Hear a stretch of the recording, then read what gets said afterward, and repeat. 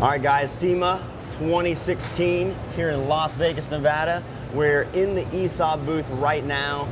We use a lot of their equipment for welding and actually putting and assembling a lot of the parts before we put them on the farm truck. And then a lot of the components actually on the farm truck are using the ESAB welders. But there's a lot that goes on under the hood. Exactly that. We want to give you a rare look of what's under the hood.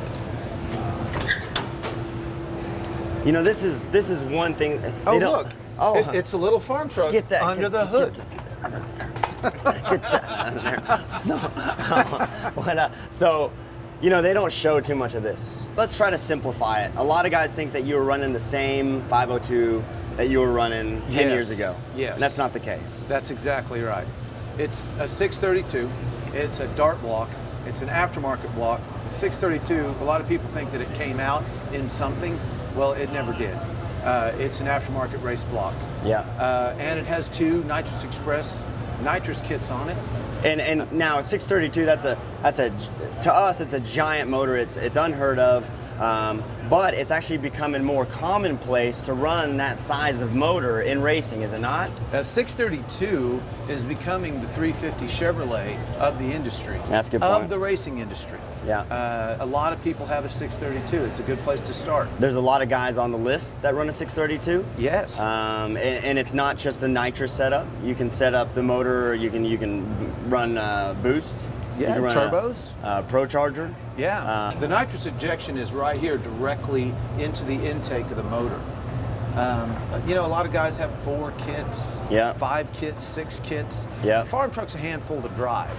And I'm busy grabbing the shifter and the steering wheel, and the kits just automatically come on, so I don't have to worry about grabbing those kits. But 2 kits is plenty for the farm truck, as heavy as it is. A lot of things that people don't realize is they also think that the truck still has some of the stock suspension on it. They see it, they remember it leaving all crooked. They remember the front end coming up in the air and twisting. It doesn't do as much of that anymore. You guys have Hot Rods to Hell from Steve, Northern California. He built some good trailing arms for it, but basically still the stock trailing arms, yet stronger. Yeah, and then same design. You guys have shaved about 100 pounds. Yeah, 100. He's on a diet, man. It's that Weight Watchers diet. It's not much at all. 100 pounds, we're proud of that. Yeah, it is. Because we don't want to put a bunch of carbon fiber and fiberglass on it. Yeah. You know, we want to keep it the real steel deal. Yeah. And, you know, we just want to keep it real. So that's one of the most common questions and most common comments about the truck is, hey man, it's easy to go carbon fiber and paint it like it looks like it is. Sure. It's easy to go fiberglass and then put a fiberglass bed on it, or just build a whole new truck and make it all fiberglass. You have stayed true to what the truck is. Yes. And you say no to that. You say, I don't want to do that. What's your main reasoning behind all that? You know, we represent the poor guy. You know, the guy that has a truck sitting out in his backyard, and he can get that thing running and do what he can with it. You don't have to have nice paint. You don't have to have all this lightweight stuff. You know, you can put a 350 together, get a set of stock Vortec heads, make a little bit of power, and have a lot of fun. It doesn't have to be this, because we didn't start off this way. We started off with exactly that. A small block. It was a small block 400 with Vortec heads. We had a Holley 4-barrel carburetor, and we outran a lot of people with that setup. Common misconception about the truck is that the parts on this thing are unobtainable. The show has evolved so much. I think that what you're seeing here is almost this is peer pressure.